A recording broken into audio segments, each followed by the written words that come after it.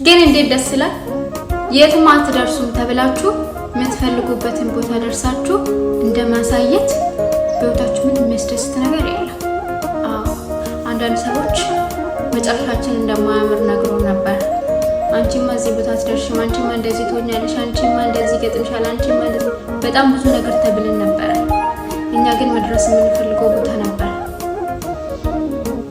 የሳልነው ነገር ነበር፣ የተመኘነው ነገር ነበር፣ የምናስበው ነገር ነበር፣ መሆን የምንፈልገው ነገር ነበር።